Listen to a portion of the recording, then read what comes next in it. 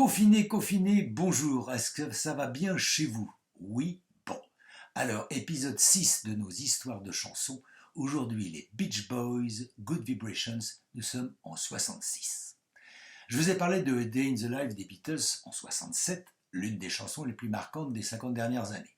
Good Vibrations des Beach Boys est son équivalent américain, si ce n'est qu'elle date d'octobre 66, précédée en avril de cette même année par Pet Sounds, un album mal reçu à sa sortie, mais considéré depuis comme un chef-d'œuvre.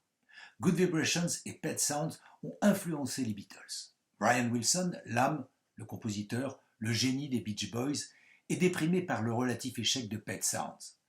Psychologiquement fragile, sa prise régulière de LSD n'arrange rien. Depuis quelque temps, Brian Wilson a délaissé les tournées, laissant la scène à ses frères et cousins. Lui travaille en studio de manière obsessionnelle. Il met en chantier un album baptisé Smile, qui s'annonce en tout point révolutionnaire, mais qui finalement ne sortira qu'en 2011. Good Vibrations doit être une pièce maîtresse dans ce disque. Pourquoi parler de vibrations? Écoutons Brian Wilson. Quand j'étais gamin, ma mère me parlait des vibrations entre les êtres. Elle me donnait l'exemple des chiens qui aboient sur certaines personnes et pas sur d'autres. Ce mot de vibration me foutait la trouille. Pour composer ce qu'il appelle sa symphonie de poche, Brian va multiplier les studios, faisant 17 séances dans 4 studios durant 2 mois.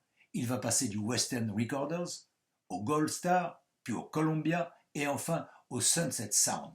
Pourquoi 4? Wilson répond: chacun a son identité sonore, la combinaison des 4 m'a apporté un son inédit.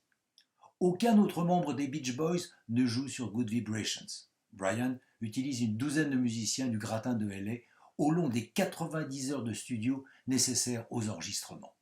Pour élargir le son, chaque prise est doublée, triplée, parfois quadruplée, donnant l'illusion de 20 voix dans les harmonies vocales. Wilson innove en introduisant du violoncelle et un des premiers synthés primitifs, un theremin électronique, le Tannerin. C'est lui qui nous envoie ses Good Vibrations. Pour le texte que doit chanter son frère, Carl, Brian n'a que son idée de départ, I'm picking up Good Vibrations. C'est Mike Love, son cousin, qui s'attelle aux paroles. Mike le dit, son poème fleuri décrit un trip d'acide. L'ambiance psychédélique naissante de la Californie a une forte influence sur son écriture.